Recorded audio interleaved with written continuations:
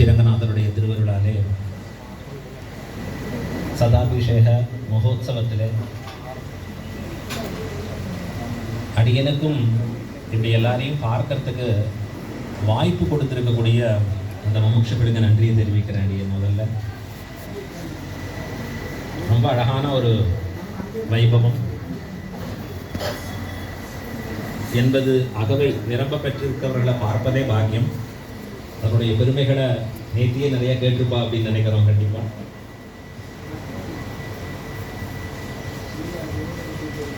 இன்றைய தினம் அந்த கோஷ்டியில இன்னும் எம்பெருமான் தரத்திலே ஓரடி எடுத்து வைத்து முன்னேற வேணும் அப்படிங்கிற ஆசையோட கூடி இருக்கக்கூடிய முமுட்சுப்படி இந்த கிரந்தத்திலே மூழ்கி இருக்கக்கூடிய முத்துக்கள்னு சொல்றதா இல்லை மாணிக்கங்கள்னு சொல்றதா, அப்படிப்பட்ட அற்புதமான ஆத்மாக்களை நேரில் ஒரு தடவை பார்க்கணும்.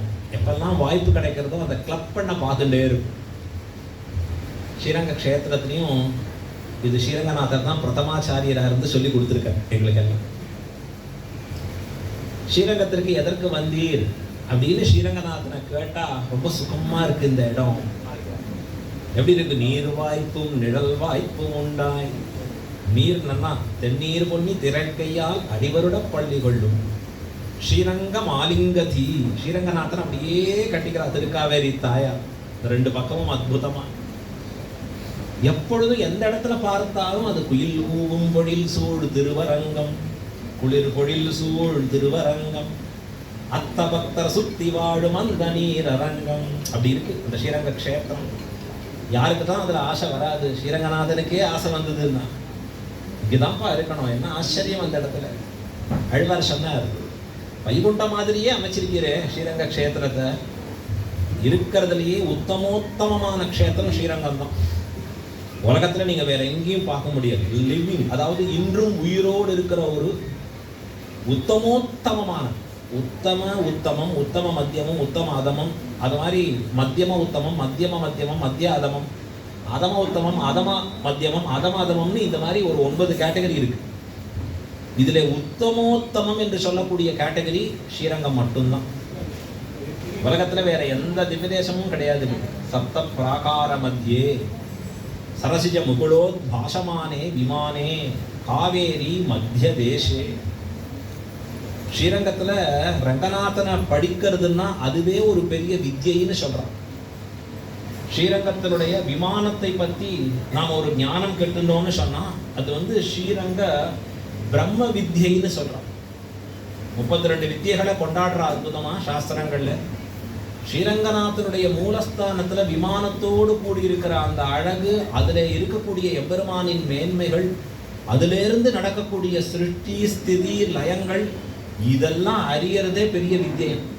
இது எங்க சொல்றது? ஸ்ரீரங்க மகாத்மியத்துல பிரம்மாண்ட புராணத்திலையும் சொல்றது, காருட புராணத்திலையும் இதன் பெருமைகள் காட்டப்படுகிறது. அப்படிப்பட்ட ஒரு பாக்கியம் மிக்க ஸ்தலம் ஸ்ரீரங்கமாகிற திவ்ய தேசம். அழகம் ஆத்யம் ரங்கமிதி புரோக்தம் விமானம் ரங்க சங்கீதம் என்று அதை வர்ணிக்கிறார். அழகா காண்பிக்கிற விமானம் பிரணவாகாரம் வேதஸ்ருங்கம் மகாத்புதம் ஸ்ரீரங்கசாயி பகவானு பிரணவார்த்த பிரகாசகா.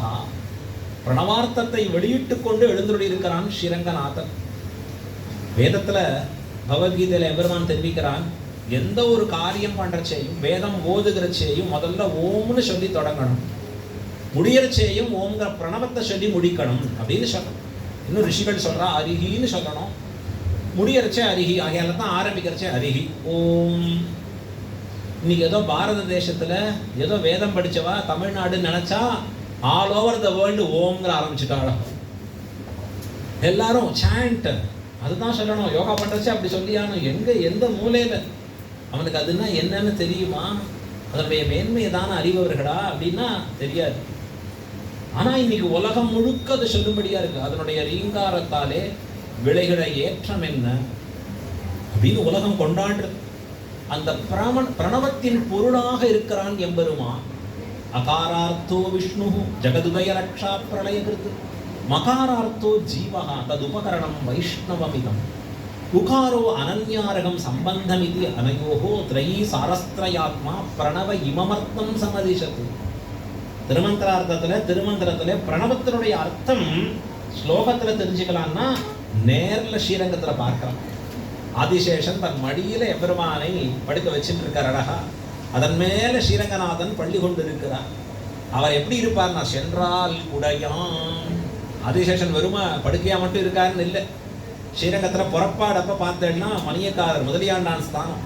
அவர் அங்கேருந்து அழைச்சின்னு வரணும். வந்த உடனே கருவூலத்துல வந்து அவர் நிக்கணும். எதற்காக நிக்கணும்னா திருக்கொடைய எழுந்துருள பண்ண வரணும். திருவெண்கொற்ற கொடை பெருமானுக்கு அப்படி வெள்ள எழுந்துருளச்சு கொடையோட தான் எழுவர் ஸ்ரீரங்கநாதன். அதை இன்னும் பக்கத்துல இருந்து அனுபவிக்கிறவாளுக்கு தெரியும். அந்த கொடையை திருப்பி திருப்பி ஜல் ஜல்னு வரக்கூடிய சத்தம் அற்புதமா கேட்க இன்னும் ரீங்காரமாக. அவர் வெயிட் பண்ணணும். வந்த உடனே அந்த பட்டையை தட்டின்னு அந்த திருக்கொடைய வெண்கொற்ற கொடை எழுந்துருள பண்ணிட்டு வரணும் அழகா. அங்கேருந்து வந்த உடனே அந்த பட்டையை தட்டி நேர்னார் சாட்சாத் ஆதிசேஷன். அங்க அற்புதமா ஏன் ஆதிசேஷனின் பெருமைனா எப்படி எம்பெருமானுக்கு கைங்கரியம் பண்ணணும், அவனுக்கு வகுத்த அடிமைகளை எப்படி ஒருவன் செய்ய வேணும் அப்படிங்கிறத காண்பிச்சு கொடுக்கிறான் ஆதிசேஷன். சென்றால் குடையாம், இருந்தால் சிங்காசனமாம். எம்பெருமான் அமர்ந்தா அப்படி சிங்காசனமா இருப்பார். அவர் புறப்பட்டார்னு சொன்னா தான் ஒரு குடையாக நிற்கிறார் அழகா. அது மட்டும் இல்லை, அந்த ஆதிசேஷன் எம்பெருமான் எப்படியெல்லாம் படுத்துக்கணும்னா படுக்கையா இருக்கும். அப்ப அடிமை செய்கிறவன் எப்படி இருக்கணும்னா பகவானுக்கு எப்படியெல்லாம் வேண்டி இருக்கிறதோ அப்படியெல்லாம் மாறும்படியாக இருக்க வேண்டும். அதுதான் அடிமை செய்பவனுடைய தன்னேற்றம்.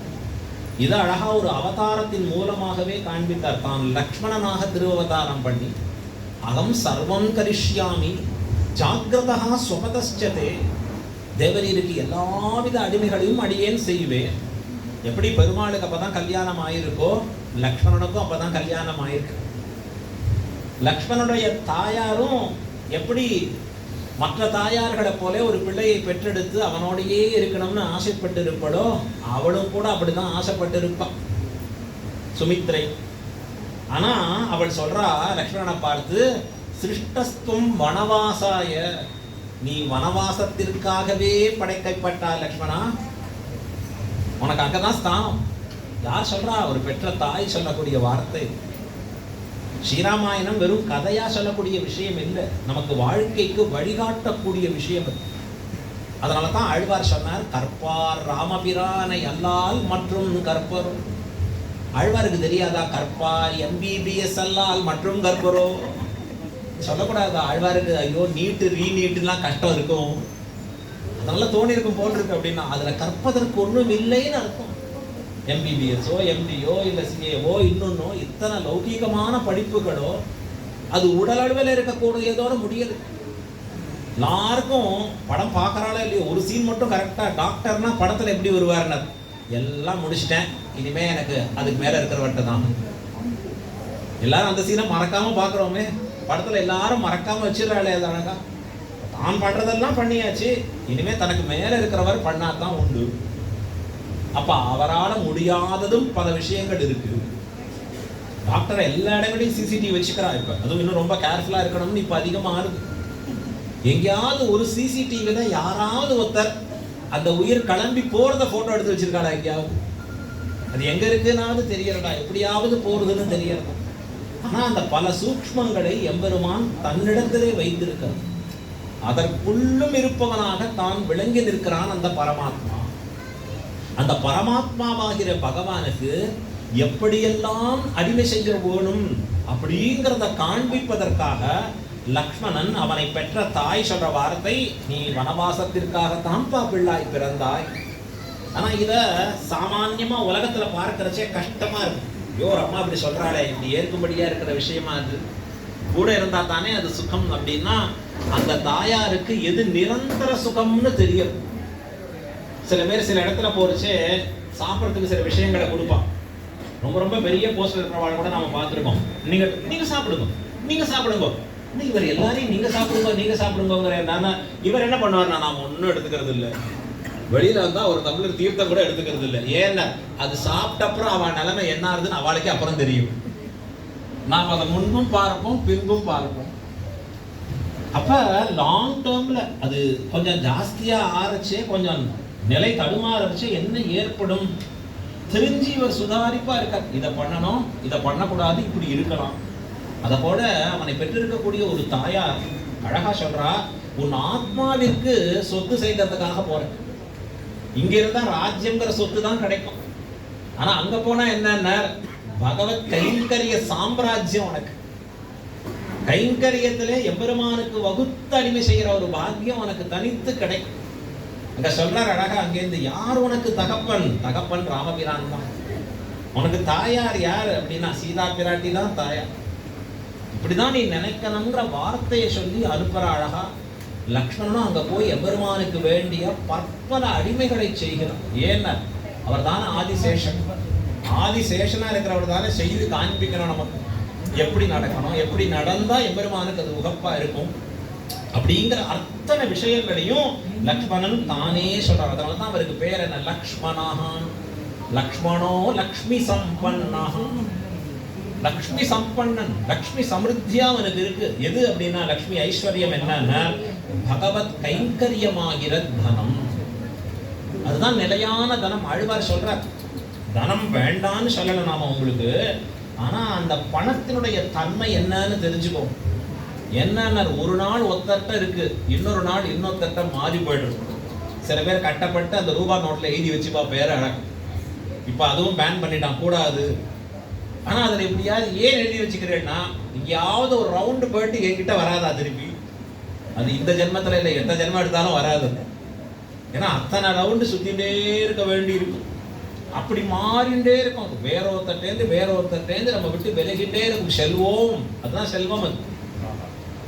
ஆனா எது நிலைத்த செல்வம், எது அழியாத செல்வம் அப்படின்னா ஆண்டாள் வார்த்தை சொல்றா, நீங்காத செல்வம் நிறைந்து. என்ன அழகான வார்த்தை பாருங்க. செல்வம் வேணுமா? நான் எப்ப நீங்கிட்டே இருக்கிற செல்வமா, இல்ல நீங்காது இருக்கக்கூடிய செல்வம் வேண்டுமா? நீங்காது இருக்கிற செல்வம்னா எப்படி இருக்கும்? இந்த உலகத்துல இருக்கிற ஏதான ஒரு செல்வம் நீங்காத இருக்குமா? யோசிச்சு பாருங்க பார்ப்போம். உடலோட இருக்கிற எல்லா வஸ்துக்களும் பிராகிருத வஸ்துக்களே. ஆனா நீங்காத செல்வம் எதுன்னா இந்த உயிராகிற ஆத்மாவோடு சேர்ந்த செல்வம் நீங்காத செல்வம் நிறைந்து. இதைத்தான் ஆச்சாரியர்கள் எப்பொழுதுமே ஆசைப்படுகிறார்கள். அந்த செல்வம் எதுவா இருக்கும் அப்படின்னா எது நிலையானதோ அந்த நிலையானதை பற்றி செய்வதாக இருப்பது செல்வம். இப்ப செல்வம் இல்லைன்னா என்ன பிரயோஜனம் உலகத்துல? வள்ளுவரே சொல்றார், பொருள் இல்லாருக்கு இவ்வுலகம் இல்லை. நாம என்ன மாத்தி வச்சுட்டோம்னா பொருள் இல்லாருக்கு எவ்வுலகமும் இல்லை. உலகத்துல அதை அப்படி மாத்தி வச்சுக்கிற அழகா அங்கே. அதனால என்ன ஆச்சுன்னா பொருள் மிக அதிகமாக இவர்களை பிடித்துக் கொள்கிறது. இவர்கள் பொருளை பிடிச்சுக்கல, அந்த பொருட்கள் இவர்களை பிடிச்சுக்கிறச்சே எந்த வழியில போகணும், எந்த அளவுக்கு பண்ணணுங்கிற தன்மை தெரியாது போகிறது அந்த இடத்துல. அப்ப அந்த இடத்துல இன்னொரு குரல்ல ஒரு பாகம் விட்டுட்டா என்ன, அருள் இல்லாருக்கு அவ்வுலகம் இல்லை. அருள் இல்லைன்னு சொன்னா அந்த லோகம் உங்களுக்கு இல்லைன்னு காண்பிக்கிறார் அழகா. அப்ப அந்த அருள்கிறது என்ன, பகவத் கிருபையடியாக பிறக்கக்கூடியது. எது நிலையானது? ஆத்மா நிலையானது. ஆத்மாவை தவிர்த்த உடல் நிலையற்றது. உடலோடு தொடர்புடைய பஞ்சபூதங்கள் எல்லாம் நிலையற்றது. இப்ப நிலையற்றதை பற்றி வரக்கூடிய எல்லாமும் நிலையற்றது. நிலையான ஆத்மாவை பற்றியும் நிலையான பரமாத்மாவை பற்றியும் வரக்கூடியதுதான் நிலைத்து நிற்கக்கூடிய ஒரு விஷயம். யோசிச்சு பாருங்க, பரமாத்மா பண்ண சிருஷ்டிய ஏதான ஒரு விதத்துல நம்மால மாத்த முடியறதா? நீங்க சுவாமி கண்ணு ரெண்டு இப்படி பாக்குறதுக்கு பதிலா காதால தான் நான் பார்க்கணும்னு முடிவு பண்ணிருக்கேன். இந்த வயத்துல இப்படி உள்ள போட்டுக்கிறது பதிலா ரொம்ப சிரமமா இருக்கு. என்னென்ன ப்ராசஸ் ரொம்ப கஷ்டமா இருக்கு. அங்க பாருங்க, அங்க போய் உட்காரணும், அதை நன்னா பிசையணும், அது அப்புறம் திருப்பி வாயில போடணும், அது நன்னா கடிக்கணும், மென்னணும். சில பேர் வேற ஐயோ நிறைய தடவை இப்ப லேட்டஸ்டா அப்படி எப்படி சாப்பிடுங்கன்னு சொல்லி கொடுக்க. என்ன நிறைய தடவை சூ பண்ணி சாப்பிடுங்க. சாஸ்திரம் சொல்லிட்டுனா கேட்க மாட்டேங்கிற. இல்லை வெயிட் குறையணும் அப்படிலாம் பண்ண முடியும். உடனே அதை நிறைய போட்டு 20 தடவை 25 தடவை 30 தடவை இவா சாப்பிட்டு எழுதுக்கிறதுல 3 பந்தி முடிஞ்சு போயிடுறது கிடுக்கிடு. இப்படி எல்லாம் சாப்பிட்டு உள்ள போய் அதுக்கப்புறம் அது ஒரு சக்தியா மாறி இந்த உடலுக்கு வேண்டிய ஆரோக்கியத்தை கொடுக்கறச்சு. சரி யோசிச்சார், இதுக்கு பதிலாக வெள்ளை பாக்கெட்டாவே இந்த வயிற்றை வச்சுட்டேன்னா அப்படியே நிரப்பிட்டு போயிட்டே இருப்பேன். எவ்வளோ ஈஸி. வாங்க எல்லாம் பஃபெட் சிஸ்டம் தான். அதாவது பஃபேவா எல்லாம் சொல்றாரு சிஸ்டம் அழகா. அதுல தான் எல்லாம் வச்சுட்டு இருக்கேன். அவா வயிறு அப்படி காமிச்சிக்க வேண்டியது, அதை ஃபில்அப் பண்ண வேண்டியது, போயிட்டே இருக்க வேண்டியது. அப்படின்னா இது பாசிபிளானாலும் பகவத் சிருஷ்டியை மாத்திர சாமர்த்தியம் நமக்கு இல்லை. அதான் சொல்றாரு ஆழ்வார் சொல்றாச்சு, ஒன்றி ஒன்றி உலகம் படைத்தான்.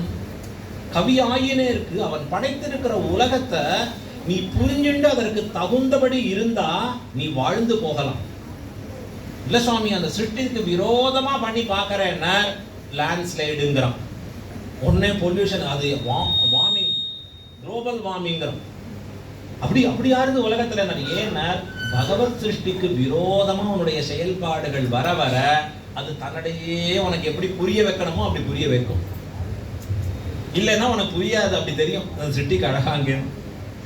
இப்ப இது அத்தனையும் எம்பெருமான் ஏற்படுத்தினது எதனால அப்படின்னா, இந்த பிராகிருதமான வஸ்துக்களுக்கு நடுவுல, அழியக்கூடிய பொருள்களுக்கு நடுவுல அழியாத ஒன்றை நீ தேட வேண்டும், நிலையான ஒன்றை நாம் பற்றி கொள்ள வேண்டும், உயர்ந்த ஒன்றை பிடித்துக் கொண்டு நாம் சத்கதியை அடைய வேண்டும்ங்கிறது தான் எம்பெருமானுடைய திருவுள்ளம்.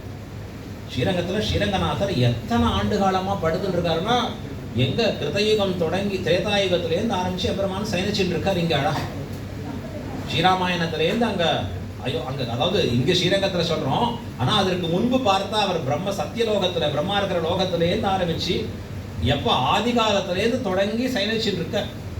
ஸ்ரீரங்கத்துல விபீஷணனாலே பிரதிஷ்டை பண்ணப்பட்ட பெருமாள் கிரீடம் ஸ்ரீரங்கேஷ இதுகு. அவர் சயனத்திலேயே நமக்கு ஒண்ணு உணர்த்துறார்.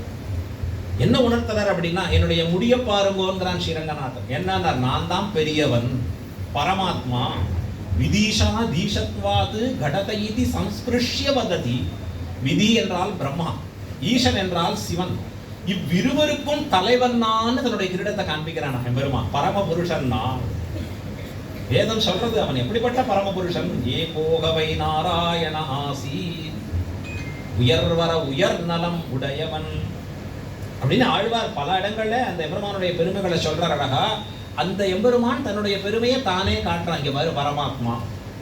பரமாத்மானா பக்கத்துல நாங்க எங்க நெருங்கிறது அப்படின்னு விலகி போனா இந்த இடது கையால தம்ம பிடிச்சு நிறுத்துறார். என்னன்னா, இந்த இடது கையில தன்னுடைய திருப்பாதங்களை காண்பிக்கிறார். பாரு, உனக்காக தான் இங்க ஸ்ரீரங்கத்துல படுத்துட்டு இருக்கேன், ரொம்ப சுலபம் பாரு, இந்த திருவடியை பிடிச்சுட்டா போறோம், உனக்கு மோட்சம் தான் அப்படின்னு இடது கரத்தாலே ஆஜானுபாகுவாக தான் தன்னுடைய திருவடிகளை காண்பிக்கிறான் எம்பெருமான். உன்னை போன்ற எளியவர்கள் பற்றுவதற்காக படுத்திருக்கிறேன். திருக்காவேரி மடியில படுத்துட்டு இருக்கான். கங்கையை காட்டிலும் புனிதம் இந்த திருக்காவேரிக்கு. கங்கையில் புனிதமாய காவிரி. கங்கையை காட்டிலும் திருக்காவேரி தாயாருக்கு பரம பாவனம் பவித்திரம் உண்டு. எப்பவோ விஷ்ணு பாதத்திலேந்து வந்தாள் கங்கை. நாள்தோறும் ஸ்ரீரங்கநாதனுடைய திருவடிகளை வருடுகிறாள் திருக்காவேரி. அது மட்டும் இல்ல, தீர்த்தம் சுந்ததி பாதி நந்தன தரும் ரத்யாங்கனானி யுக்ஷதி ஸ்நானியார்கன பானவாரி வகதி ஸ்நாத புனீதே ஜனான் என்று பலவாறாக அவருடைய பெருமைகள் சொல்றது அழகா. எல்லா நதிகளையும் காவிரி தாயார் தான் சுத்தப்படுத்துறாள். அவ்வளவு பெருமை அந்த திருக்காவேரி தாயாருக்கு. அந்த திருக்காவேரி தாயார் மத்தியத்துல ஸ்ரீரங்கநாதன் படுத்துட்டு இருக்கான்னா அது அவனுடைய எளிமையை காண்பிக்கிறது என்று வர்ணிக்கிறார்கள் ஆச்சாரியர். எளிமைனா என்ன? சௌலபியம். உயர்ந்தவனா இருக்கிறவன் எளியவனா இருக்க மாட்டான், எளியவனா இருப்பவன் உயர்ந்தவனா இருக்க மாட்டான். நம்ம வீட்டு பக்கத்துல ஒருத்தரை பார்த்துட்டே இருக்க முடியும். என்னென்ன எதான கொடுப்பீங்களா, எதான கொடுப்பீங்களா? ஐயோ, அவர்கிட்ட எவ்வளவு எளிமை இருக்கு, எப்ப பார்த்தாலும் என்ன பார்த்து பேசுறாரு, என்ன அவர்கிட்ட என்ன உயர்த்தி இருக்குன்னு நீ பார்க்க முடியும். ரொம்ப உயர்ந்தவரா இருக்கா, உயர் பதவியில பக்கத்து, அதெல்லாம் என்ன பார்க்க முடியாது, என்ன பார்க்கறதுக்கே டைம் கிடையாது அப்படின்னு தள்ளுறவாளா இருப்பான். இப்போ உயர்ந்த நிலையில இருக்கிறவாளுக்கு எளிமையாக போய் ஒருவரை பிடிச்சு கொள்றது, அவரை போய் பற்ற முடியும்னா முடியாது. எளிமையா ஈஸி அக்சசிபிளா இருக்கார் ஒருத்தர். ஆனா ஈஸி அக்சசிபிலிட்டி அவர்கிட்ட இருந்தாலும் அவர் அந்த அளவுக்கு உலகத்துல பெரிய ஆளா இருக்கிற, பெரிய ஹைலி குவாலிஃபைட் பர்சனா அவர் இருக்கிறது இல்லை. ஆனா பகவான் ஒருத்தன்ட்ட தான் உயர்த்தியாக இருக்கக்கூடிய பரத்வமும் எளிமையாக இருக்கக்கூடிய சௌலபியமும் சேர்ந்து இருக்கிறது. இதை வர்ணிக்கிறார் ஆச்சாரியர்கள். அமர்நாதிபிரான்ல அழகா சொல்றார். அங்கே என்ன ஆச்சரியம், ஆழ்வார் பல இடங்கள்ல சொல்றச்சே வர்ணிக்கிறார். காவிரி நடுவு பாட்டு பொங்கு நீர் பறந்து பாயும் பூம்பொழில் அரங்கம் தன்னுள் எங்கள் மால் இறைவன் ஈசன் கிடந்ததோர் கிடக்கை கண்டும் எங்கனம் மறந்து வாழ்கேன் ஏழையேன் ஏழையேனே. அவன் எம்பெருமான் படுத்துட்டு இருக்கக்கூடிய ஒரு அழகு. அந்த பொங்கு நீர் பறந்து பாயக்கூடிய திருக்காவேரி நடுவில் ஸ்ரீரங்கநாதன் எதை பண்ணாலும் ஒரு காரணத்தோட தான் பண்ணும்படியா இருக்கும். எதை பண்ணாலும் ஸ்ரீரங்கத்துல எது நடந்தாலும் இன்னைக்கு நாம சொல்லலாம், இது எல்லாத்துக்கும் நாம சயின்டிபிக் எவிடன்ஸோட ப்ரூவ் பண்ணணும். அதுன்னா தனித்து வைக்கணும். சயின்ஸ் அண்ட் ஸ்பிரிச்சுவாலிட்டின்னு ஒன்று தனியாக வச்சுட்டோம்னா எவ்வளவு உயர்ந்தது இன்னைக்கு. இன்னைக்கு சொல்றான் ஓடுற ஜலத்துல மூழ்கி எழுதுகிறது தான் உடலுக்கு நல்லது, அதுதான் ஆரோக்கியம். இதை தானே நம்ம பெரியவாள்லாம் பண்ணியிருந்தோம். அப்பச்சா அங்க போறதான ஆத்துலயே குளிக்க ஆரம்பிச்சோம், அது உபயோகம் இல்லையேன்னா அதுக்கப்புறம். ஆனா இன்னைக்கு அதனுடைய ஏற்றம் சொல்ற அழகா, உள்ள குளிர குடைந்து நீராடாதே. ஆண்டாள் அதையே காண்பிக்கிறாடே, உள்ள குளிர குடைந்து நீராடுதல், நல்லா மூழ்கி குளிக்கணும்னு சொல்ற அழகா காண்பிக்கிறச்சு. இப்போ அந்த திருக்காவேரி அங்க இன்னைக்கு சொல்றான் அழகா, உலகத்திலேயே த பெஸ்ட் மார்னிங் டிஃபன் எது தெரியுமா? இந்த பொங்கல் தான் சுவாமி அழகா. அதை போல சிறந்தது உண்டாக்கலீனா அப்படின்னு சொல்றச்சே ஸ்ரீரங்க கஷேத்திரத்துல ஸ்ரீரங்கநாதன் அதுதான் அழகா. அதுக்கு ஒரு குழந்தை பொங்கல்னே பேரு. இந்த பராசர பட்டர்லாம் குட்டி குழந்தையா இருக்கிறச்சா அவருக்கு தகுந்தபடி இருக்கணுமா அந்த பொங்கல். சில பேர் பொங்கலே புளியோதரை மாதிரி ஆயிடுச்சுன்னா ஐயோ அது எப்படி சுவாமி சாப்பிட்றது? ஸ்ரீரங்கத்துல அப்படி இல்லை. அது அவருக்கு எல்லாருக்கும் ஏற்றபடியாக வைத்திருக்கக்கூடிய ஒரு அழகு. திருக்காவேரி மத்தியத்துல படுத்துட்டு இருக்கிறத வர்ணிக்கிறார். அது அவனுடைய சௌலபியத்தை காண்பிக்கிறது. ஸ்ரீரங்கநாதன் சொல்றார், காவேரியை போய் பார்த்தல எப்பவுமே க்ஷேத்திரம் போனோம்னா தீர்த்தத்துல தீர்த்தாமாடிட்டு தான் க்ஷேத்திரமூர்த்தியை சேவிக்கணும். அதுதான் வைபவம் எப்பொழுதுமே அழகா. இன்னும் அதற்கு ஒரு தனி விரதங்களை சொல்றது. ஸ்ரீரங்க மகாத்மியம் எடுத்துட்டா ஒவ்வொரு நாளும் ஒவ்வொரு திதியிலையும் விரதங்களை பத்தி சொல்றது. ஸ்ரீரங்கத்துல முக்கியமா ஏகாதசி விரதம் இருந்து துவாதசி அன்னைக்கு திருக்காவேரி உள்பட சந்திரபுஷ்கரணியோட கூடி இருக்கிற ஒரு 8 தீர்த்தங்கள்ல நாம் தீர்த்தம் ஆடிட்டு போனான்னா அதை போல ஒரு உயர்ந்தது கிடைக்கவே கிடைக்காது. எல்லாவித ஆசைகளும் நிறைவேறும், மோட்சத்தோட சேர்த்து சொல்றேன் அப்படின்னு காண்பிக்கிறார். நம்முடைய அந்த ஸ்ரீரங்க மகாத்மியத்தை காண்பிக்கிறச்சே உலக பலன்கள் நிறைய கிடைக்கும்னு காட்டப்படுறது. இப்போ அந்த விடியற் காத்தால துவாதசியில போய் அவன் போய் மூழ்கிட்டு வரணும் அழகா. அந்த கால காத்தால அந்த திருக்காவேரியில எழுந்து தீர்த்தம் ஆட்டு வரணும். இப்ப கேட்கிறார், எப்படி இருக்கு திருக்காவேரி? திருக்காவேரியில என்ன பார்த்தீர்னா, அங்க ஸ்ரீரங்கநாதனுக்கு தீர்த்தம் எடுத்துட்டு போறா, பிராமணோத்தமர்கள் தான் தீர்த்தம் ஆடுறா, மற்றவர்களும் குடிக்கிறா, சில பேர் அங்கதான் துணியை வந்து துவைக்கிறா. நிறைய நாய்கள் ஸ்ரீரங்கத்துல எங்க வரும், தாகம் எடுத்தா காவேரிக்கு ஓடி வந்து தன்னுடைய நாக்கை தொங்க போட்டு பருகிட்டு போயிடும். அவர் சொல்றார், பிராமணோத்தமன் தொடங்கி ஒரு நாய் பரியந்தம் காவேரியில ஜலத்தை எடுத்துக்கிறதா? ஆமா, அத போல ஸ்ரீரங்கத்துல என்னை எல்லாரும் வந்து அனுபவிக்க வாருங்கோள். அப்படிதான் பொதுவா இருக்கேங்கிறார் ஸ்ரீரங்கநாதன். எல்லாருக்கும் காமனா இருக்கேன், யார் வேணா என்னை பற்றும்படியாக இருக்கலாம். அதற்காகத்தான் ஸ்ரீரங்க கஷேத்திரத்திலேயே பள்ளி கொண்டு இருக்கிறேன் அப்படின்னு ஸ்ரீரங்கநாதன் காண்பிச்சு கொடுக்கிறார் அழகா. அந்த ஸ்ரீரங்கநாதனுக்கு வகுத்த அடிமைகளை செய்தல்ங்கிறத ஆதிசேஷன் எப்படி காண்பிக்கிறாருங்கிறத லக்ஷ்மணன் தொடங்கி வைக்கிறார் அழகா. ஸ்ரீராமாயணத்துல எப்படியெல்லாம் எம்பெருமானுக்கு உகப்பான கைங்கரியங்கள் செய்வது. இந்த கைங்கரியங்கள் பண்றச்சே பல சமயங்கள் எப்படி இருக்கும்னா, ரொம்ப ரெகுலரா ஆயிடுச்சுன்னா, ஒரு விஷயத்தை ரெகுலரா பண்றதுன்னா, முதல்ல வரச்சே கல்யாணமான புதுசுல பால் காஃபி கொண்டு வான்னா அடியே இந்தாங்கோ, அப்புறம் 2 நாள் கழிச்சு இந்தாங்கோ இந்தாங்கோ, அதுக்கப்புறம் இந்தாங்கோ, அப்புறம் இன்னொரு தடவை வரச்சே அங்க இருக்கு பாருங்கோ. இது என்ன ஆகும்னா கொஞ்சம் காலம் அப்படி மாற மாற மாற ரெகுலரா பண்ற விஷயம் தானே, அது என்ன பெருசா கொடுக்கணுமா? ஆனா கைங்கரியத்துல எப்படி இருக்கணும்னா, ரெகுலரா பண்றச்சே கூட உனக்கு அது பிடிச்சிருக்குன்னு பண்ணக்கூடாதான், அந்த கைங்கரியத்தை ஏத்துக்கிற எம்பெருமானுக்கு பிடிச்சிருக்குன்னு பண்ணணும். அதுதான் அந்த கைங்கரியத்தில் இருக்கிற முக்கியமான ஒரு நிலை. அதைத்தான் நம்முடைய ஆச்சாரியர்கள் ரொம்ப அற்புதமா கொண்டாடும். கைங்கரியம் பண்ணணுங்கிற ஆசை எல்லாருக்கும் இருக்கலாம், அது சேஷத்தோடு சேர்ந்தது. பகவானுக்கு எப்பொழுதும் அடிமை பண்ணணும், தொண்டு பண்ணணும். தொண்டரோமாய் உயலல்லால் இல்லை கண்டீர் துணையே. ஆழ்வார் சொல்றார் அழகா, தொண்டரோமாய் உயலல்லால் என்ன பிரயோஜனம்? தன் பெயரையே வச்சுட்டார், தொண்டர் அடி பொடி ஆழ்வார். என்ன ஆச்சரியம் பாருங்க, என்ன ஒரு திருநாமம், இப்படி யாராவது ஷூட்டிங் முடியுமா? தொண்டர் அடி பொடிய, தொண்டர் திருவடிகள்ல ஒட்டி இருக்கிற ஒரு தூசியம் தான். தன்னுடைய பேரே அப்படி வச்சுட்டு இருக்காருன்னா அவர் எவ்வளவு ஆசை. அவருடைய ஆசையில முடியறச்சே கூட சொல்றாரு, என்ன உன் அடியார்க்கு ஆட்படுத்தாய், பெருமானே உன் அடியாருக்கு ஆட்படுத்த வேண்டும், அரங்கத்தம்மா பள்ளி எழுந்தருளாகி. ஆழ்வார்கள்ட்ட நாம் அவர்கள்ட்ட இருக்கிற புத்தி சாதுரியம், சொல்றக்கூடிய அழகு, பாசுரங்களை வர்ணிக்கக்கூடிய அழகு, இப்ப திருவாய்மொழி எடுத்துக்கலாம், இல்ல திருநந்தாண்டகம் எடுத்துக்கலாம், சொல்றதெல்லாம் வேதார்த்தங்களை உள்ளடக்கி வர பாசுரம். தமிழ் பாசுரத்துல இவ்வளவு சொல்ல முடியுமா? ரொம்ப அதிசயமா இருக்கும். வேதம் எப்படி இருக்கோ அப்படிதான் ஆழ்வார் திருவாக்கு இருக்கு, சாஸ்திரம் எப்படி இருக்கோ அப்படிதான் ஆழ்வார் திருவாக்கு இருக்கு. அப்படி சொல்ல முடியுமா? திராவிட வேத சாகரம். முதல் 10 பாசுரம் திருவாய்மொழியில, உயர்வர உயர்நலம் உடையவன் எவன், அவன் மயர்வர மதிநலம் அருளினன் எவன், அவன் அயர்வரும் அமரர்கள் அதிபதி எவன், அவன் துயர சுடரடி தொழுதடன் மனநேன்னு சொல்றச்சே முழுக்க 10 பாசுரத்திலையும் பேர் சொல்லல, யாருன்னு பேர் சொல்லல அந்த இடத்துல. இது எப்படின்னா வேதம் இப்படிதான் பண்றது. யார் எம்பெருமான் அப்படின்னு அவன் பேரை சொல்ற. சயே கஹா சயே வம்பிது. யார் அவன், அவன் எங்கிருப்பவன், எப்படிப்பட்டவன் பின்னாடி பொறுமையா சொல்றார் ஆழ்வார். அழகம் 1ஆம் பத்துல 2ஆம் திருவாய்மொழியில சொல்லி காண்பிக்கிறார். அழகம் நாரணன் அவருடைய பேரை காண்பிக்கிறார். இப்ப வேத பிரக்கிரியையில இன்னும் திருடநாடகம் பார்த்தா அவருடைய பரகாலன் பைந்தமிழ்னே பேர். அது மின்னுருவாய் முன்னுருவில் வேத நான்காய் விளக்கொளியாய் முளைத்தெழுந்த திங்கள் தானாய் பின் உருவாய் முன் உருவில் பிணிமூப்பில்லா. இது கேட்க கேட்க நமக்கு ஒரே தலை பிணியாயிடும் முழுக்க. என்னது இது, மின்னுருங்கிறார், முன்னுருங்கிறார், பின்னுருங்கிறார், இது என்ன உருவ சொல்றாரு இவர்? அவ்வளவு ஆழ்ந்த வேதாந்த அர்த்தங்களை உள்ளடக்கி ஆழ்வாருடைய தமிழ் பாசுரங்கள். 8 வரி தமிழ் பாசுரம் இத்தனை அர்த்தங்களோட கூடி இருக்கு. வேதாந்த தாத்பரியம் இவ்வளவு சாமர்த்தியம் இருக்கே. இதனால ஆழ்வாருக்கு பெருமையான்னா இல்லை, இதனால பெருமை இல்லை. ஆழ்வாருக்கு எதனால பெருமைன்னா, எம்பெருமானுக்கு அடிமைப்பட்டவன் அடியேன், அடியவர்களுக்கு அடிமைப்பட்டவன் அடியேன், அவன் உகப்புக்காகவே தொண்டு செய்து வாழ வேண்டியவன் அடியேன் அப்படிங்கிற எண்ணத்துல இந்த ஆத்ம குணங்கள்ல உயர்ந்திருக்கா இல்லையா, அதனால தான் பெருமை. அதனால தான் ஆழ்வார்களை நாம் இன்னைக்கும் கொண்டாடுறோம். சுவாமி எம்பெருமானாருக்கு என்ன பெருமை? ராமானுஜருடைய பெருமை என்ன? ஆதிசேஷனே தான் ராமானுஜர், ஆதிசேஷன் தான் லக்ஷ்மணன், ஆதிசேஷன் தான் நம்பி மூத்தபிரான் ஆக அவதரிக்கிறான் பலராமனாக. அதே ஆதிசேஷன் தான் ராமானுஜரா அவதரிச்சார்.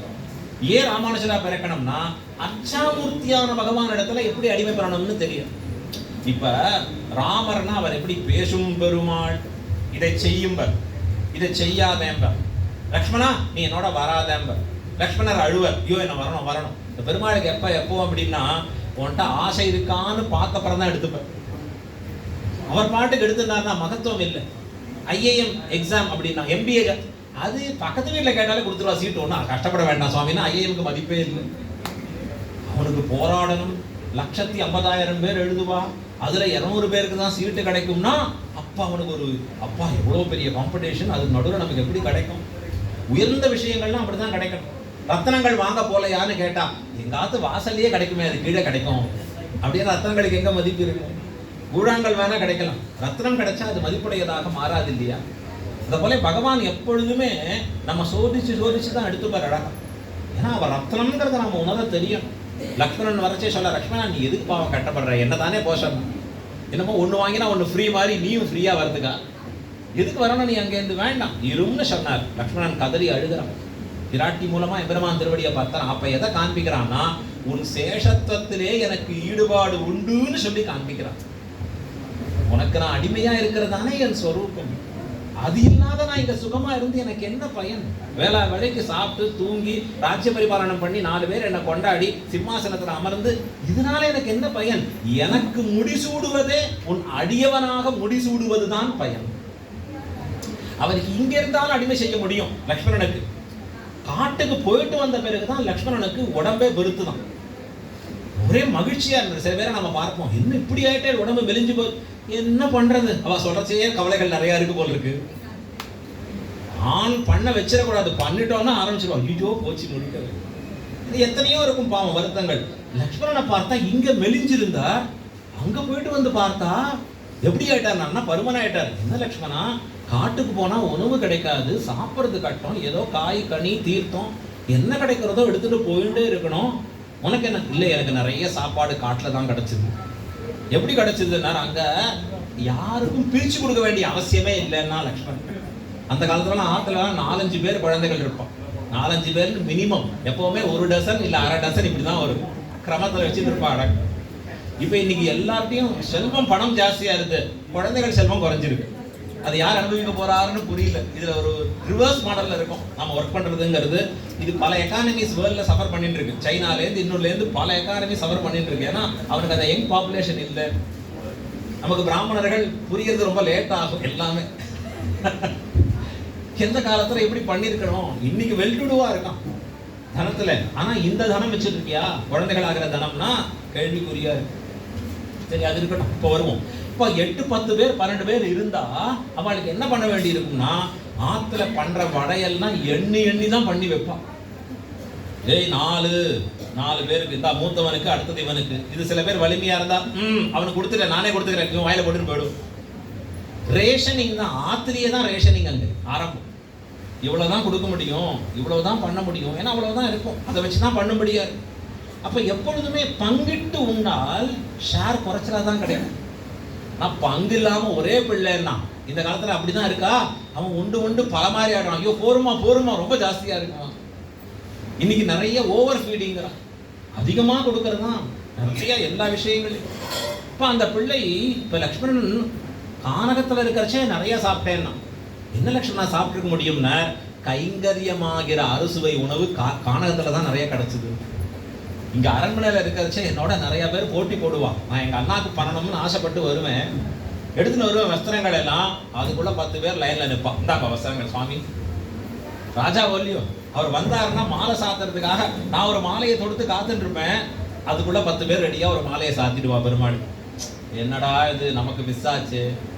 ஸ்ரீரங்கத்தில் ஒரு அடிக்கு ஒரு அடி தோல் கொடுக்கணும். அங்கே டக்குன்னு தோல் மாத்துறதுன்னு விட்டு போச்சுன்னா அவ்வளோதான் போச்சு. அது மறுபடியும் இன்னும் ரொம்ப தூரம் தள்ளி வருவாங்க. இந்த கிடைக்கணும்னு பாரிச்சுட்டே இருப்பாங்க.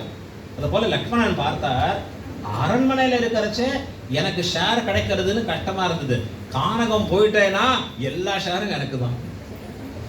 பெருமாளை திருப்பள்ளி எழுச்சி பாடுறதுலேருந்து ஆரம்பிச்சு, அவருக்கு வேண்டிய அடிமைகளை செய்வதிலேருந்து ஆரம்பிச்சு, அவருக்கு வேண்டிய உணவுகளை தயார் பண்ணி கொடுப்பதிலேருந்து ஆரம்பிச்சு, அவருடைய திருப்பாதங்களை பிடிச்சு விடுறதுலேருந்து ஆரம்பிச்சு எல்லா கைகறியும் யாரு கிடைக்கிறதுனா என் ஒருத்தருக்கு. மீண்டும் காட்டுக்கு போயிட்டு அரண்மனைக்குள்ள நுழைஞ்சாரோ இல்லையோ வாடி போயிட்டாரு இவர் லக்ஷ்மணன். என்ன ஐயோ மறுபடியும் ஷேர் வந்துடுத்து. எல்லாரும் கைங்கரியம் பண்ண ஆரம்பிச்சாரு. அகம் சர்வம் கரிஷ்யாமி. என்ன அந்த லக்ஷ்மணன் நான் எல்லாவற்றையும் பண்ணுகிறேன். அப்ப அந்த கைங்கரியம் பண்றச்சே இவன் எப்படி பண்ண வேணும் என்றால் பகவானுக்கு உகப்பாக மாத்திக்கணும். எனக்கு பிடிச்சிருக்கு, என்னால இப்படிதான் பண்ண முடியும், தொடர்ந்து இதையே பண்ணிட்டு இருக்கேன், எனக்கு கொஞ்சம் போரா இருக்கு, வேற தானே புதுசா சொல்லும் அப்படிலாம் இருக்கக்கூடாது. கைங்கரியபரன் எப்படி இருக்கணும்? அன்னைக்கு தான் புதுசா பண்றான், அன்னைக்கு தான் புதுசா பிறந்திருக்கான், அன்னைக்கு தான் ஒரு விஷயத்த பண்ண போறான்னா எவ்வளவு ஆனந்தமா பண்ணுவானோ. 100 ஜென்மாக்கள் ஆனாலும் அந்த கைங்கரியத்துல அதே இன்ட்ரெஸ்ட் இருக்கணும். சரி இதாவது வளர்த்துடலாம், இதாவது வந்துடலாம். ஆனா என்ன இன்னொரு கஷ்டம் வரும்னா, யார் நம்மை கைங்கரியத்தில் நியமிக்கிறாரோ அவருக்கு தகுந்தபடி பண்ணணும். நாம் கைங்கரிய சிலதை பண்ணி பண்ணி பண்ணி என்ன ஆயிடும்னா, என்னோடைய ஏரியா இது, உன்னோட ஏரியா இது, நான் இதான் பண்ணுவேன், நீ அதான் பண்ணணும். ஒரு குருவுக்கு 2 சிஷ்யர் இருந்தார். எல்லாம் சிஷ்யர்கள்லாம் எப்படி இருப்பாங்க? பரமார்த்த சிஷ்யர்கள். அந்த குரு என்ன சொல்றாரோ அதை கேட்கறதுக்கு வேற மாதிரியா பண்ணிட்டு இருப்பான். இந்த 2 பேர் ரெகுலரா குருவுக்கு என்ன பண்ணுவார், கை காலெல்லாம் பிடிச்சு விட்டு இருப்பா. அழகா அவர் பாவம் சிரமப்பட்டு எத்தனையோ காரியங்கள் பண்ண வேண்டி இருக்கு.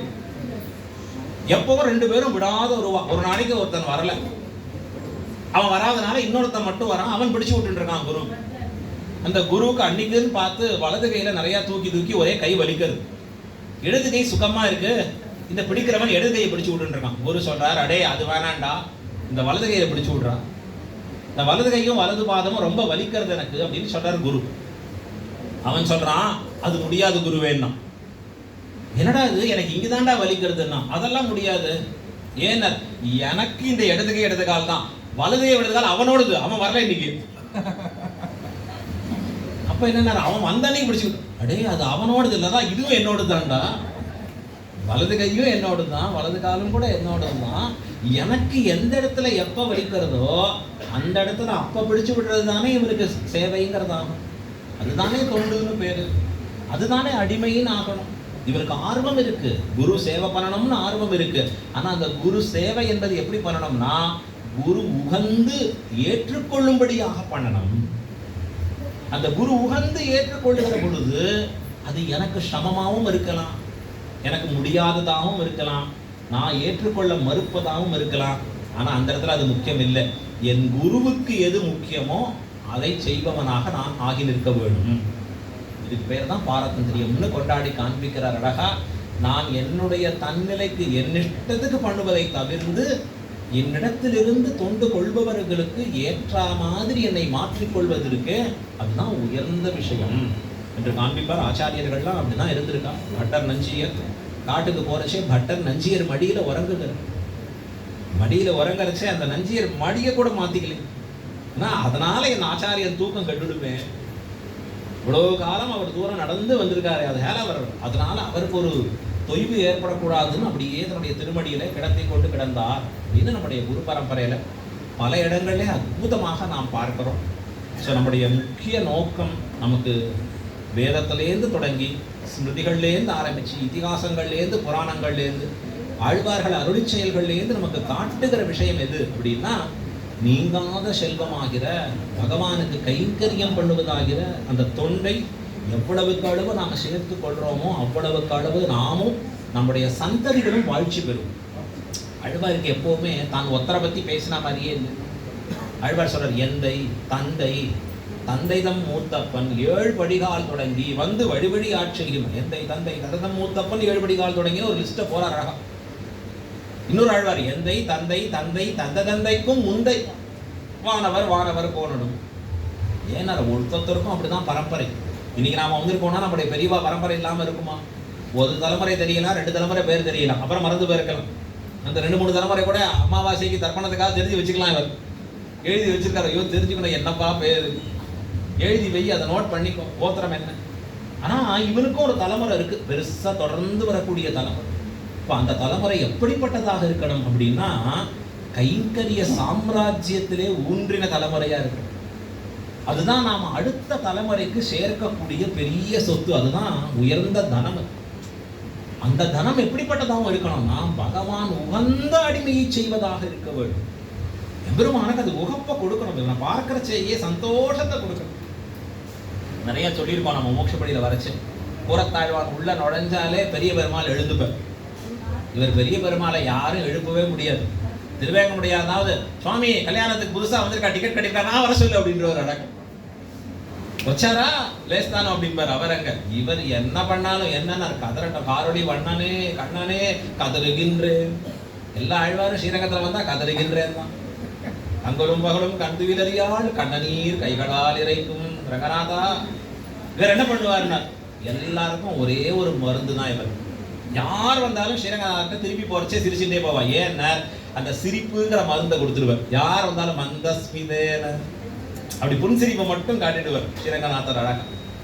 ஆனா அந்த ஸ்ரீரங்கநாதரை மயக்கினவர் யாருன்னா கூரத்தாழ்வான். சுவாமி ராமானுஜர் கூட சொல்ல முடியாது. ஏன்னா ஆழ்வானுடைய உயர்ந்த குணங்கள், அந்த குணபூர்த்தி மூலஸ்தானத்தில் அப்படி வந்து நின்னாருன்னா, பெரிய பெருமாள் திருவாக்கு சொல்லுவார், ஆழ்வான் ஒன்று சொல்வாய் போல் இருந்தாயி. நம்மள வியாக்கியானங்கள்ல, பெரியவாச்சான் பிள்ளை வியாக்கியானங்கள்ல மாறாத இந்த பதம் இருக்கும். எல்லா இடத்துலையும் கூரத்தாழ்வான் எங்க வருதோ அங்கெல்லாம் இந்த பதம் இருக்கும். இது ரொம்ப ஆச்சரியமா இருக்கும் நமக்கு. இது இப்படி இப்படி மாறாத வருதுன்னா, கூரத்தாழ்வான்னாலே பெரிய பெருமாள் பேச ஆரம்பிடுவார். கேட்பாரு, என்ன ஆழ்வான் ஏதோ சொல்லணும்னு நினைக்கிறீரே, ஏதாவது சொல்லணுமா, என்ன பேசணும், இவர் எதான பேசக்கூடாதானா? ஒன்றும் பேசுறதுக்கு ஒன்றும் இல்லையே, எல்லாம் நிறைய அனுகிரகம் பண்ணிட்டீரே, நீர் நமக்கு பண்ணாததா எல்லாம் பண்ணிட்டீரே. ஆனா அந்த கூரத்தாழ்வானிடத்திலே பேசணும்னு எம்பெருமான் ஆசைப்பட்டார்னா, உயர்ந்த சொத்தை சேர்த்து வைத்தார் கூரத்தாழ்வான். அல்பமான சொத்தை உதறினார். கூரத்துல விட்டு ஓடி வந்தாரங்க. ஸ்ரீரங்க கஷேத்திரத்திலே ஆச்சாரியனிடத்திலே, தன்னுடைய ஸ்ரீரங்கநாதனிடத்திலே எப்பொழுதும் நித்திய கைங்கரியத்திலே இருக்க வேணும். பொன்வற்றில் தன்னை வீசி எறிந்தவர்னு சொல்றோம் வாழி திருநாமத்தில் சொல்றச்சு. இந்த வட்டிலாம் முக்கியம், நமக்கு எம்பெருமானுடைய கைங்கரியம் முக்கியம் அப்படின்னு வந்து சேர்ந்தார். அதை ஸ்ரீரங்கநாதன் இன்னைக்கு எங்க வம்சத்தையும் அப்படி ரெகக்னைஸ் பண்றார் அழகம். யாராலன்னா கூரத்தாழ்வானால். கூரத்தாழ்வான் பண்ண கைங்கரியம் ஒரு 1000 வருஷம் ஆச்சு முன்னாடி. இன்னைக்கு கூப்பிட்டு வச்சு அருளப்பாடு பராசரப்பட்டார். ஏன் சொல்லணும்?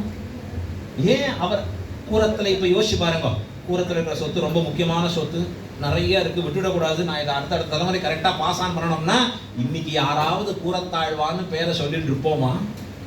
எங்கேயாவது காலக்ஷேப பக்திகளில் அவருடைய பேர் வருமா? எத்தனை பேர் செல்வம் படைத்தவர்கள் ஒரு 1000 வருஷத்துல வந்துட்டு போயிருப்பாங்க. ஒரு லிஸ்ட்டை பாருங்க. இப்போ பாரத தேசத்துல சொல்ற அழகா லிஸ்ட்டு. ஸ்டார்ட் அப்பாக ஆரம்பிச்சு பெரிய பில்லியனராக நிறைய ஆரம்பிச்சவா பண்ணவா அப்படின்னா நிறைய பேர் பணம் சம்பாதித்தவா, அதுக்கெல்லாம் ஒரு பேர் சொல்லி வைக்கிற அழகா. இவ்வளோ பேர் அவ கண்ணு முன்னாடியே வளர்ந்ததையும் பார்க்குறோம், கண்ணு முன்னாடியோ எங்கே போனானுங்கிறதையும் தெரியாததையும் பார்க்க. தனத்தால மட்டும் சேர்க்கறச்சே. ஆனால் அந்த கூரத்தாழ்வான் அந்த தனத்தை மட்டும் தான் வைத்துக்கொண்டு இதுதான் எல்லாம்னு வாழாத தனம் ஸ்ரீரங்கநாதன்னு ஓடி வந்து ஸ்ரீரங்கத்துல ஸ்ரீரங்கநாதருக்கு ஆச்சாரியன் சொல்லுகிற கைங்கரியம் தனம்னு சேர்த்து வைக்கிறச்சே 1000 வருஷம் கழிச்சு அந்த தலைமுறை எங்களுக்கும் அந்த தனம் விடாத இருந்துட்டு இருக்காடா. எவ்வளவு பெரிய பாக்கியம்! இதற்கு மேல ஒரு பிரத்யட்சமான உதாரணமே வேண்டாம். ஆழ்வானுடைய உயர்த்தி என்ன, பெரிய பெருமாளின் உயர்த்தி என்ன, என்னுடைய தாழ்த்தி என்ன. ஆனா இன்னைக்கும் பராசர பட்டர்ல 35வது வம்சம்னு பக்கத்துல வச்சு ஸ்ரீரங்கநாதன் கைங்கரியம் கொடுக்குறான்னா என்னிடத்துல இருக்கிற தனத்திற்கு காரணம் இல்ல, எங்க கூறத்தாழ்வான் சேர்த்து வைத்த தனம் அது. அதுதான் எப்பொழுதுமே எம்பெருமானுக்கு உகப்பானதாக செய்யக்கூடிய கைங்கரியங்கள். இதையே தான் கீதையில சொல்றார் திருப்பி திருப்பி. எம்பெருமான் 17வது அத்தியாயத்துல இப்ப உபன்யாசம் பண்ணா கடைசியம் அதுல பிரிச்சு சொல்றார். யஜ்யம் என்ன, யாகம் என்ன, தானம் என்ன, தபஸ் என்ன, ஆகாரம் என்னன்னா எல்லாம் தமஸ், அதாவது சத்வ ரஜஸ் தமஸோடு 3ஓட கூடி இருக்கிறது. சத்வகுணமா பண்ணக்கூடியது இருக்கு யஜ்யம், சத்வகுணத்தோடு பண்ற தபஸ் இருக்கு, சத்வகுணத்தோடு பண்ணக்கூடிய தானம் இருக்கு, சத்வகுணத்தோடு பண்ணக்கூடியதாக இருக்கக்கூடிய இவனுடைய ஒவ்வொரு செயலும் தர்மங்கள் இருக்கு. அதே ரஜோகுணத்தோடு பண்றதும் இருக்கு, தமோகுணத்தோடும் பண்றதும் இருக்கு. இப்போ சத்வகுணத்தோடு ஒருத்தன் பண்றான்னா எப்படி பண்ணுவான்னா எந்த பலத்திலையும் ஆசை இல்லை. அப்படின்னா மோட்சமே பலமாக எம்பெருமானுக்கு இது ஆனந்தத்தை கொடுக்கிறது, செய்ய வேண்டியது என் கர்த்தவியம் அப்படிங்கிற நோக்கோடு மட்டுமே பண்ணுகிறானே அதுதான் உயர்ந்ததுங்கிறான் கீதையில எம்பெருமான். இதைத்தான் நம் ஆச்சாரியர்கள் கைங்கரியம்னு பேர் சொல்லி வச்சான். எம்பெருமானிடத்துல ஆசையோட இப்போ ஒருத்தருக்கு ஒன்று கொடுக்குறோம், அது அழகா சொல்றார். தானம் கொடுக்கறச்சே கூட இந்த தானம் யாருக்கு கொடுக்குறான்னா, நீ எனக்கு உதவி பண்ணுவியா? இன்னைக்கு சிஎஸ்ஆர்னு ஒன்று கொண்டு வந்துட்டான் கம்பெனிகள். என்ன பண்றானா, என் கம்பெனி ப்ராடக்டை வாங்கினா உனக்கு கொடுக்குறேன் ஃபண்டிங்க. இது எப்படி இருக்குன்னா அதுலேருந்து எனக்கு என்ன பெனிஃபிட்? ஆனா இந்த சாஸ்திரம் எப்படி சொல்றது, எப்படிப்பட்டதாக இருக்கணும்னு சொல்றது அப்படின்னா, ஒரு விஷயத்தை நீ தானம் கொடுக்கறச்சே உனக்கு முன்பின் தெரியாதவனா இருக்கணும், அவன் உனக்கு உதவி செய்யாதவனா இருக்கணும், அவன் நாளைக்கு வேறொன்னு உனக்கு பண்ணாதவனா இருக்கணும். அப்படிப்பட்டவனுக்கு நீ கொடுக்க போறியா? இதுக்கு பேர் தான் என்ன, கைங்கரியம். பலத்துல ஆசை இல்லாம கொடுக்கணும், எம்பெருமானுக்கு உகப்பானதுனாலே கொடுக்கணும்.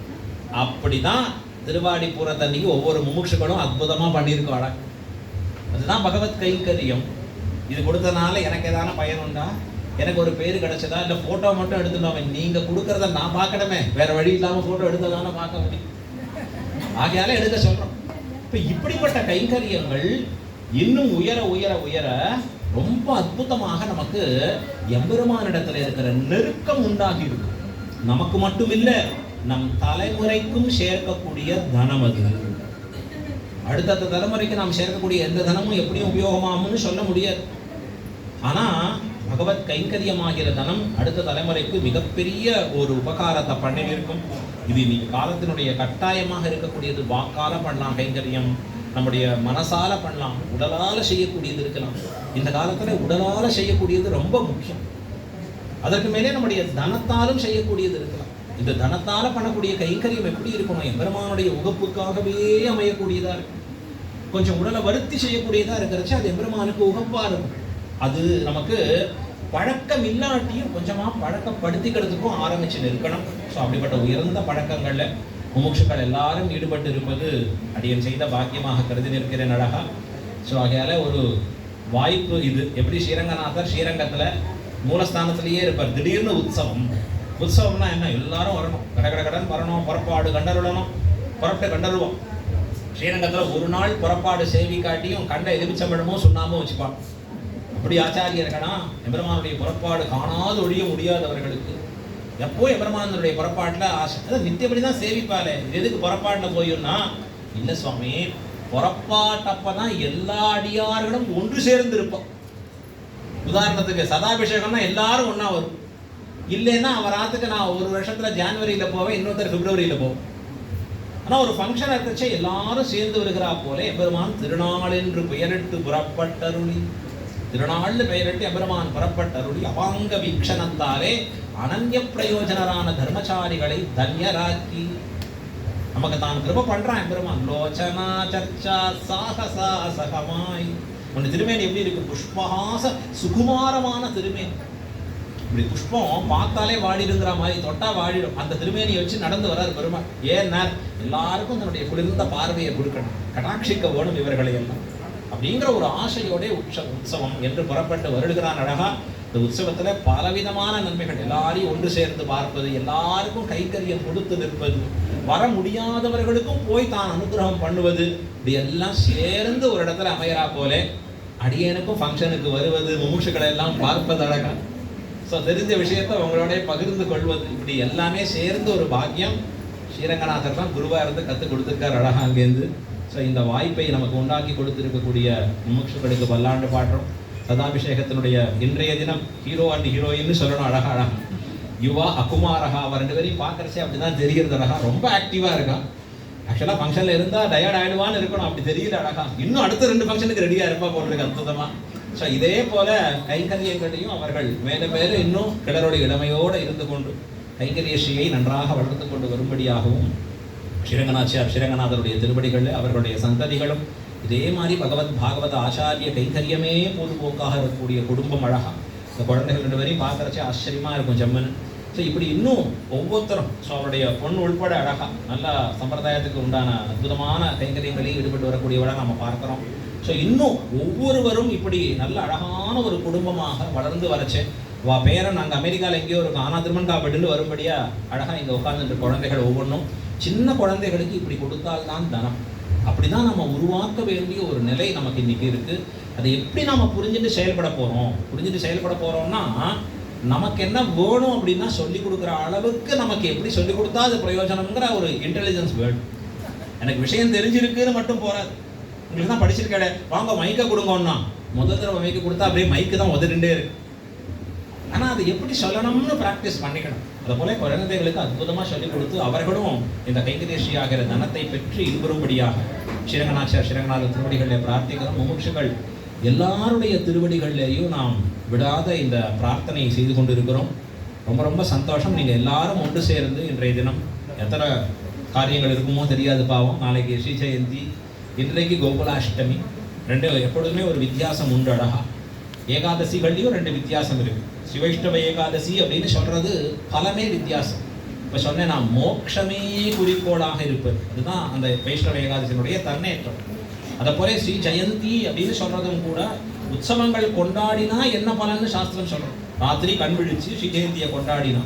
இவர் கிருஷ்ணர் பிறந்தது சிறைச்சாலையில தான், ராமர் பிறந்தது அரண்மனையில. அவருக்கு வெறும் ஒரு ஜலத்துல இதை கட்டி விட்டுறா, வெள்ளத்தை கரைச்சி விட்டா இதுதான் பானகம், ஒரு பருவ ஜலத்துல போட்டா இதுதான் நமக்கு. ஆனா ஸ்ரீ ஜெயந்திக்கு பண்றாரு பாருங்க, பக்ஷணம் பண்ணிட்டே இருக்க அழகா.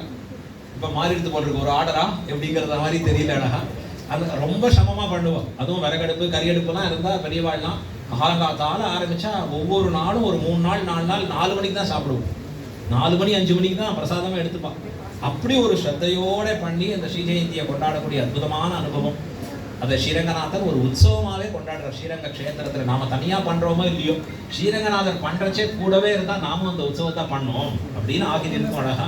அந்த உற்சவத்துக்கு நடுவில் கூட எல்லா விமர்சங்களும் எழுந்தோடு இருந்தது அடியை பெற்ற பாக்கியமாக கருதி நிற்கிறேன். ரொம்ப ரொம்ப சந்தோஷம் இங்கே ஒவ்வொருவரும் வந்து சேர்ந்ததுங்கிறது. இதை போல ஒரு வாய்ப்புகள் ஸ்ரீரங்கநாதர் அப்பப்போ அடியனுக்கும் நிறைய கொடுக்கணும் அப்படிங்கிற பிரார்த்தனை. ஸோ நிறைய கைங்கரியங்களில் நீங்கள் எல்லாரும் கூட ஈடுபட்டு இருக்க வேண்டும். நிறைய திவ்யதேசங்களில் ஒன்றொன்னா சின்னதாக பண்ண பார்க்குறோம் நாம.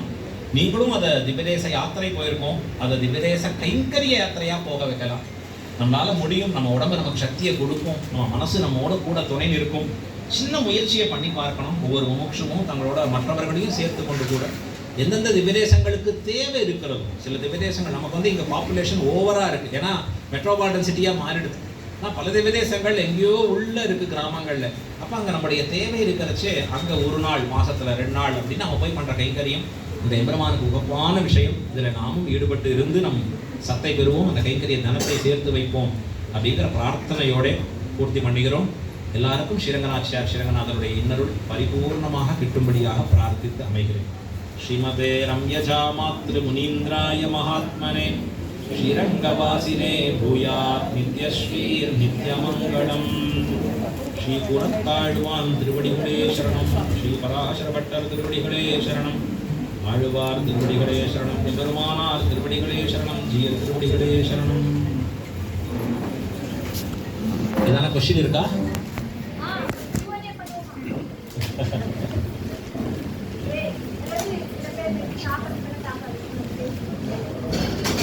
நல்ல